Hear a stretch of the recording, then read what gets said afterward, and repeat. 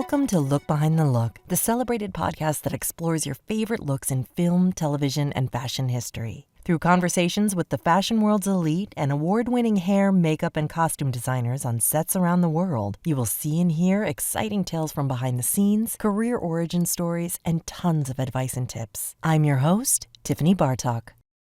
Hey, everybody, welcome to Look Behind the Look. I have another Emmy nominee for you. This one is costume designer Janie Bryant, and she is going to be talking to me about a lot of things this time because her resume is insane. She is an Emmy Award winner for Deadwood, and I know her work from MadMen. She's nominated for her work on MadMen, which is extraordinary. All her work's extraordinary, but in particular, I respond to the MadMen work because I just love the show so much. But she's nominated again here for 1923, which you are probably watching. And we're going to talk about her work, her career, her beginning in the industry. And I just am really grateful that she shared so much with me. And you're going to enjoy this conversation too.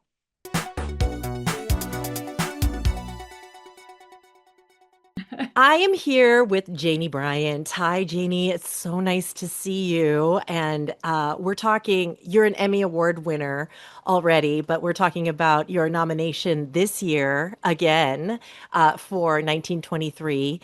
And I want to know everything about you because I have been diving into you this whole weekend, and you have done such exciting things. And I would love to hear all of the stories, especially your beginning with your family. I was really interested to see that this runs in the family, and I wanted to hear a little bit about that from you.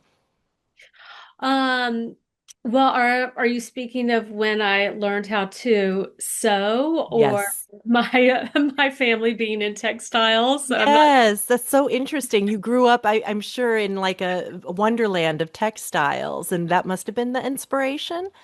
No, I Oh, mean, it's funny. My grandfather on my mother's side, he started a sock mill during the Depression. And grew that into an amazing business. wow. And one of my favorite jobs when I was a little girl was to go to the sock mill, and the socks would be inside out, and I would put them on the tube, and they would go right side. They That would, that that they was would an go first. accomplishment. Yes, I love like seeing the socks going through the tube. Oh, how Uh, cool is that? yeah, so I was like, oh, I love this part. Um, but I really didn't want to get into the sock business. And Right. my my father, he had a sock business too called Bryant Yarns, and he would bring us bins of socks and tights home, every trip he went on. And when I got into college, I didn't realize that people had to pay for their socks. Oh, Uh, that's really funny. Yeah. because I was like, oh, I guess I have to go buy a pair of socks. What is this? I've Yeah. never bought a pair of socks before in my whole entire life. He really spoiled us. Oh, that's funny. Um, but yeah, I learned how to sew when I was 8. I started drawing when I was like 6 years old. And if you look in all of my childhood books, I just have drawings everywhere. Oh. And so my babysitter taught me how to sew, and my mother did as well. And my mother learned how to sew from her mother. Oh, wow. Okay. So this is definitely in the genes. Yes. I where did you study? You studied in London? Am I right? I studied in the South. In the South. Okay. Yeah, I actually ended up going to 4 different universities. Oh, wow. I did because when I first started university, I was like, oh, I'm going to study business because I just loved like um, women's fashion in the business world. And so I thought, well, I'll just study business and I'll get a business degree. Oh, isn't that funny? It was really because of the clothes, not because of Yeah. anything else. Well, we're the same age, I've noticed. So like are you talking like working girl? Like I feel like we grew up. I'm rewatching Dallas too with like the sassy business Pam Ewing's outfits and everything too. And they were powerful. I never saw Dallas. Oh, Janie, do it now. Do Do I it need? now. Yes. I Yes. always, I always loved Knots Landing. Well, That I that's the that was yeah, my, that was my other obsession, Knots Landing. then you'll love Dallas. Okay, I'll watch it. I'll watch it. But I soon changed majors. I switched universities. I studied drawing and painting and art Okay. history.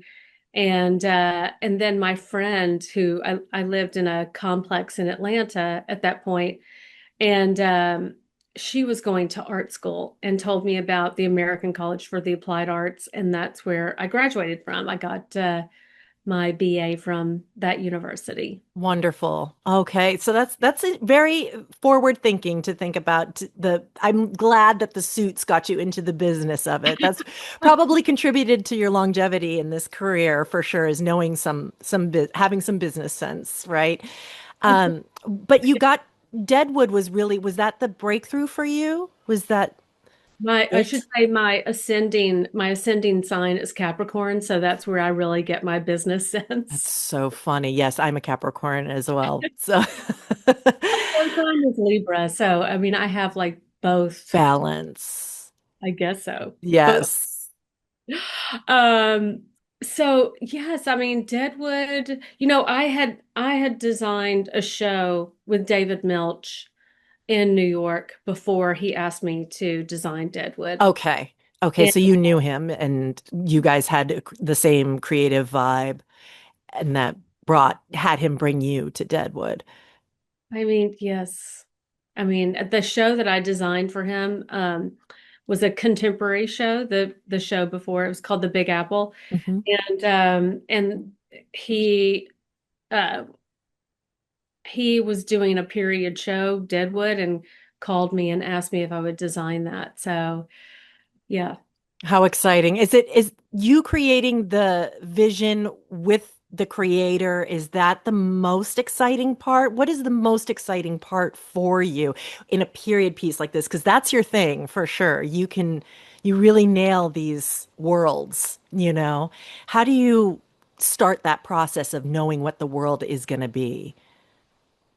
Um, I mean, it kind of varies from each job. Mm. It's really about the script and just getting a feeling of the script and what these characters are saying to each other and the period. And um, that's really my starting point always is from the script. And I remember so well, David Milch had invited me to lunch, and I had just read Deadwood. And he was like, come to Paramount, have lunch with us. There were a few other executives like in this lunch. And I I had read the script like so many times. Um, and I had done like all of these illustrations and I brought them to lunch because I was like, oh my gosh, I just want to show David like all of my illustrations. And and I was just like passing them around the table. And anyway, everybody loved it. And I was like, You oh, remember that reaction they were having, and that was really validating. yes, yes. Wow. They were just like, oh, yes. Okay. I AC Lyles was at that table. And AC Lyles, I've met AC Lyles. How funny is that? I have his business card for some reason on my in my office because he was such a sweet man and I always wanted to remember him. oh my How God. funny is that? Memory lane. Oh, I just loved him so much. He was the AC was the best man of Ronald Reagan. I didn't know that. And he was the best man of I'm gonna remember uh an actor. Anyway, I'll remember it. And he AC also had an office in the White House Did when he? he did when Ronald Reagan was president. Isn't that funny? Anyway, we just he was one of the executive producers on Deadwood, Okay. and we just became such good friends. Um he always came to my office to see what I was, working on and creating in our Melody Ranch. We were shooting at Melody Ranch, and my office was like this. what was it? It was like a house, like almost like an adobe house. Hmm. Hmm. And it was so dark. I'm like, I don't even know how I saw anything in there, but it Oh, was, wow. Wow. So that really fed the whole vision for Deadwood. it did. I know, but basically I needed like lanterns. There, I mean, you're a method designer. You're a method. No, I'm just like thinking back on it, like I really could not see anything, That's while really funny. designing that show. Oh my I had to gosh. take everything outside. There was like no lights in that office, but so funny. Oh, Anyway, that's so funny. I mean, I remember the reception for Deadwood very well. It was a sensation. And then Mad Men came after Deadwood. That it did. led to. Yes, and I have to tell you, like, AC, he would come into my office and he would be like, Janie, you are my Edith Head. And I'm Oh, I like, mean, oh my God, I love this man so yeah, much.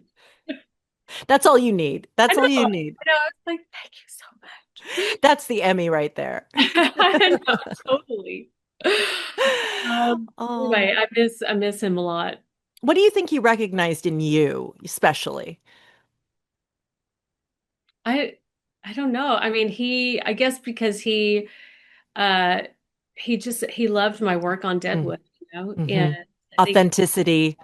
he just really appreciated that. And anyway, I I've missed him a lot, over the years because Oh. he passed a few years ago. Yes, yes. Oh, wow. That's so crazy. I love that connection. That's amazing.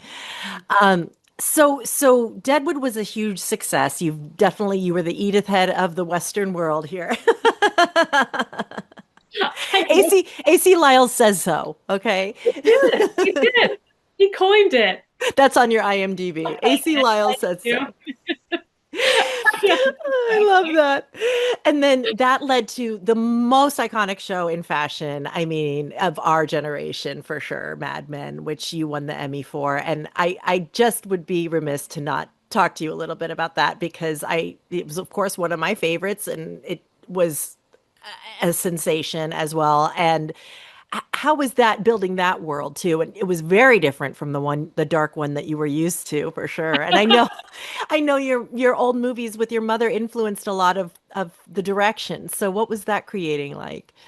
Yes, well, I won my Emmy for Deadwood, Oh, excuse me. I'm sorry. Yes. and I won two Costume Designer Guild Awards for Mad Men. Got it. I Thank you. I Thank I, you. I I, apologize. I have one Emmy. I have one Emmy. Yep. Um, oh, I when I read that script of Mad Men, and they had already shot the pilot too. Oh, okay. They had shot the pilot in New York, and Matthew Weiner wanted to come back to Los Angeles to be with his family. I see. And and my agent called and said, you should go meet Matthew Weiner, because Scott Hornbacher, who I knew from New York, had recommended me Oh, wonderful. to go meet with Matt, and also Alan Taylor, who I'd worked with in New York. He had directed the Mad Men pilot, and he recommended me for Matt to see, for us to meet Great. together. How was that And meeting? yeah, I know. It's like really amazing, Um, and so I read that script, and it reminded me of my grandparents. Mm-hmm. And I bet. three martini lunches, two packs of cigarettes later, and it's like there you have it, a 1960s businessman, Yep. Boom. So I mean, it just felt very familiar, I mean, and my grandmother, I mean, she was like the most immaculate Mm. hostess. And she, made all of her clothing, and Wow. she made aprons to go with all of her dresses, all of her cocktail dresses. Wow. And I can't say she was an inspiration for Betty. Betty was a different kind of mother, Okay. but definitely in style. Hmm. Yeah, right.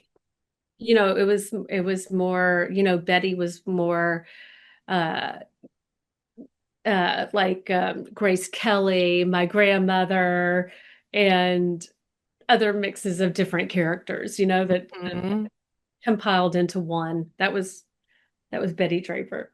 Oh my gosh, what an icon. Oh, fantastic. What was one of your favorite characters to design for in that show?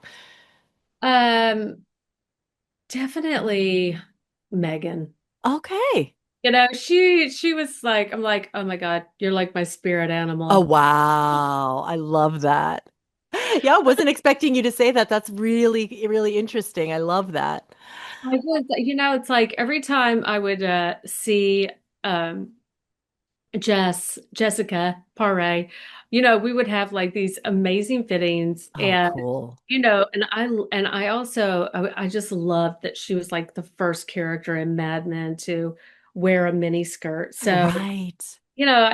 she's just so beautiful. I Right. I, I bet I it love shook things up because it was a little ways in. So, you were probably like, okay, I can do something different. but in the beginning of the show, definitely Betty. I mean, she's, Of course. my favorite to dress, my favorite to design for, and I love January I'm and sure. I'm I sure love that was a real the whole party. cast. We really became like such a family, Of which course. was lovely. We were together for 8 years. Wow. So it was the stars were aligned and Mad Men was created. Yes, it's something you just can't replicate. It's like one of those Seinfeld things where everything just came together and people tried and tried to like make another one, and it's just you can't replicate that. I know, I have to say, like, designing Landman is Hmm. um very, very similar. Okay. Very similar. I was just working on this show and the cast is so wonderful. So wonderful. It's wonderful to be a part of it. Let's talk about 1923, which is stunning. And I don't know how you can make this time period stunning because, to be honest, I honestly, I can't, I'm not good at history past like, before the Mad Men time, really. It didn't really ever interest me. And when I look at your work in this show, it's just stunning. And I don't know how you make it so beautiful, something so gritty and, grainy. What do you keep in mind when you're sort of putting this world together? And was it inspired by Deadwood at all, or are these totally different worlds? No, I mean, they're totally different periods. Yeah, The 1920s is definitely, such a different period. And also, I mean, it's a difficult period to wear, as why for is that? just like the dropped waists. Okay. And also during this period, 1923, the lengths were very long. It was like, Right. you know, mid uh T length. It's like, lower calf. And so, you have like this box shape. Mm-hmm. And Mm-hmm. and I mean, it's you have to be paperweight thin to like wear this period. Okay. Mm-hmm. Uh, and for my sensibility, I'm always like, show the waist Sure, of for course. me, for Yeah, like my personal, like of how I course. am, like, oh, just give me a belt and make it tighter. Right, right. Cinch So, it, cinch it. but like, for Julia and Liz, I mean, they are just perfectly proportioned for this period. Oh, great. And they can wear the clothing and it's so beautiful on them. And that was one of the conversations that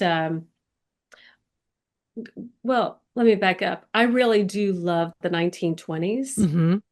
I love this period. I think it's so chic and also very modest, Right. and and also very ethereal in some ways too, Mhm. because of like the different fabrics that they used during that period. And it's also very artsy.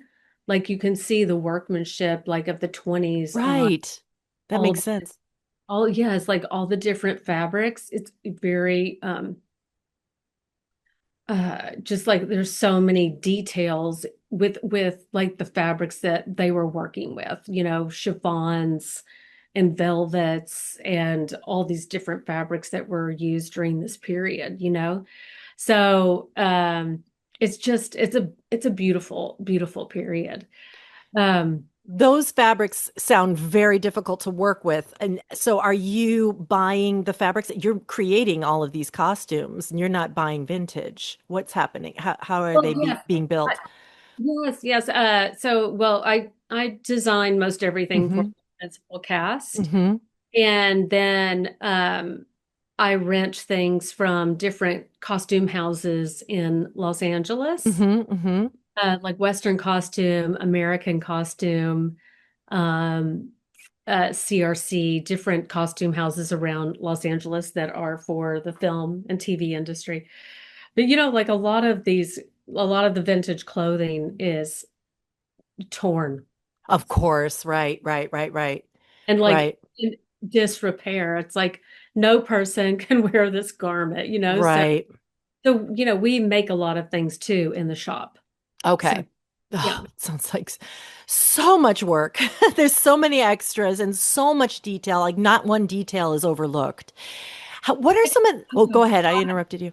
Oh, excuse me. Yeah, 5,000 extras. 5,000 extras. I think there are about 5,000 extras, and Holy and smokes. I love extras. Yeah? I love it. Oh my God, I love the extras. Oh my gosh. Yeah, that is so rare. Oh, I love them. You know why? Because it's like when a body or an actor Mhm. comes into my fitting room, I'm like, okay, we're going to be this character. And so, like, Ah, I like to make up stories for of them, right? course. And also, they have like such, especially in 1923, like their design is so contrasting from what Alex's design is. Like, Okay. because Alex, her character, I talked to Taylor a lot about her character, and Alex is the eternal bride, Mm, as is Liz. They both are. wow. And so both of their palettes are very light. Right. So it's all about like pale corals, pale pink, Mm. pale yellow, pale uh tan, pale ivory. Like Hmm. all of those pastels play into the palette of those characters. Very And, interesting. and I love the contrast. Yeah. Seeing Alex, for instance, going onto that ship and sh you can just see her like through the crowd with the blonde hair. It's so beautiful. Ethereal. Hmm. Hmm. Oh, fantastic. I wonder how uh, uh, do you guys, it seems very serious, very intense.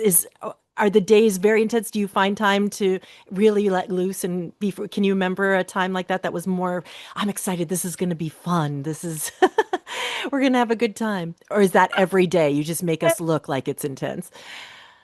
think that's like every day. Every day. Yeah. Great. That's great. Yeah, I love actors and we have so much fun together. You know, Wonderful. I feel like it's just like playing dress up and Yeah. and creating characters, turning actors into characters. It's so fun. What was the biggest challenge for you with this latest season that you did? Definitely, definitely the extras. Hmm. I'm Uh, sure. and also just getting all the extras. Um, there were so many different extras. Yeah, So, and also keeping them in contrast with the principal cast. right, And they all have to work together. That's like so important because right. kind of like the extras are the backdrop, the painting, you know. Right. Um, It can go so wrong. I mean, you see it all the time where someone just was lazy and like it's an afterthought. And I mean, almost, I wonder if it's sometimes the first thing you think of when you're talking about it in a painting. You're really strong with illustration, and I wonder you speak of it like it's a painting, and this is the canvas really for a big scene like that. And what are some of the things that can go wrong? That you maybe I hope didn't experience, but try to avoid. well, you know, somebody not correctly dressed, Yeah, and yeah, like, I don't know. I always see those things. I'm of like, course. I don't believe that. They're not like in like correct period dress. Right, right. Or if you have like a battle scene and you see the rubber sole on an extra's shoe Oh, wow. Yes. as opposed to leather like at the bottom of the boot, you know what I'm saying? I mean, I always kind of cringe like if I see that. But the thing is, like, you never know. You never know in film and TV making. You never know what could happen, because you like maybe you don't know they're gonna shoot that or You I don't have to assume that they're going to know. shoot everything down to the shoelaces. True. Right, It's right. but I think the biggest challenge, here was definitely with Alex. Mm, I on her journey, it was so much about her losing everything. mm. And that was kind of like her journey in the first season too, how she lost everything. And uh and it starts again where she does have, a beautiful travel suit and then she loses everything. So it was about like how do I design these clothing? How do I design her costumes? And we see that, by the end of the show, she has lost everything, her life, her clothing, And everything. how did you illustrate? What specifically did you do to illustrate the loss of everything through the clothing like that? I mean, obviously, just, well, tell me. Well, it's like she starts out on this journey. She's thinking, okay, everything's going to be great. I'm going to find my husband. And, she gets on the ship and it's rocky and cold and damp. And, she's going in this world where everything is unknown. And then she gets to this Grand Central Station and she gets mugged by this man and everything is ripped and torn. And really all she has is her coat, really. And when she gets on the train, she grabs the coat and like some of her underpinnings, and that's all she has. You know, Alex, all you need is a good coat.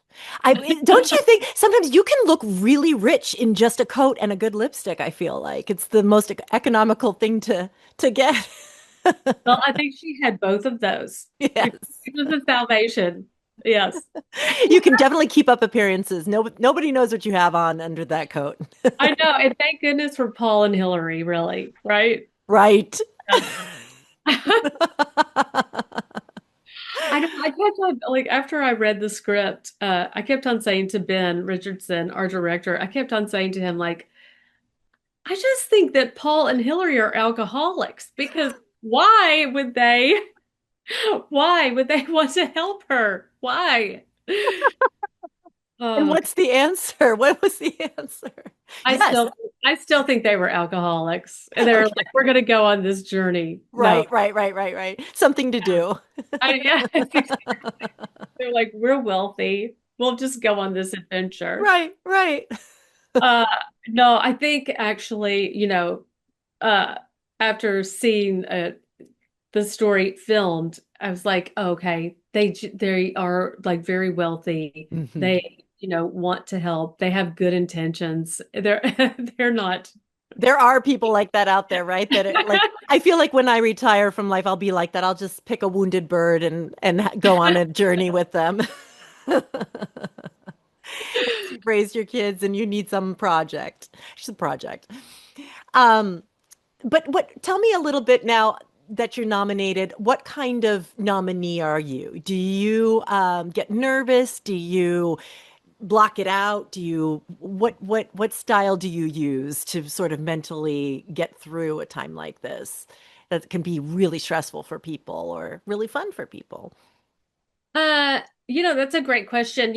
About uh 2.5 years ago, I quit drinking. Hmm.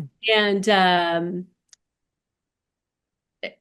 and I used to do like a lot of speeches, and do a lot of talks. And I love to talk to audiences and but before that, I used to get really, really nervous Yeah. because of drinking. Mhm. And I stopped and I'm calm. Wow, that's amazing. You sort of just give it up, give it up. Yeah, Yeah. I stopped drinking 20 years ago too, and things you just sort of like you have to give it over, right? So that's where you're at. No, it's like it's I you know what it's like I have received so many gifts from Mm. stopping drinking, and it was never I never had a problem. I was just like, oh, I'm gonna stop, Hmm. and it's been amazing. It Like I just just takes that anxiety out. it does. It's like when it's in your body, you really don't realize what effect it's having on your personality. Totally. And so I feel very, very I feel so thankful that like that is not a part of my life anymore.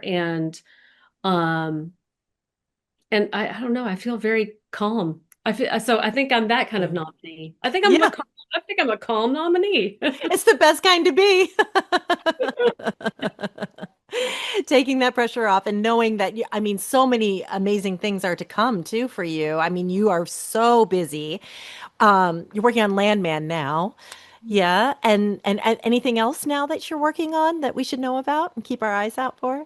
Yeah, I'm just finishing Landman. We Hmm. finish shooting next week, and it's been really bittersweet. I feel. Oh, Yeah, I know. I packed up my house this morning and like, oh my gosh, this show has been so incredible. oh wow. Yeah, going back to LA and I'm starting Madison, Okay. Taylor Sheridan's other show. Oh, So fantastic. I'm like going right into that. Okay, so you won't have too much time to be sad. You can close the chapter and process it in a normal amount of time. Love the chapter. Get ready for the Emmys. I have to go back to LA, find a gown, Oh, and fun. yeah, and get ready to do the red carpet for that. Oh, fantastic. I'm so happy for you. It's such a well-deserved nomination. And I'm so happy I got to talk to you about all of your amazing accomplishments, Janie. You're amazing. Thank you. Thank you so Yes. much. Thank you.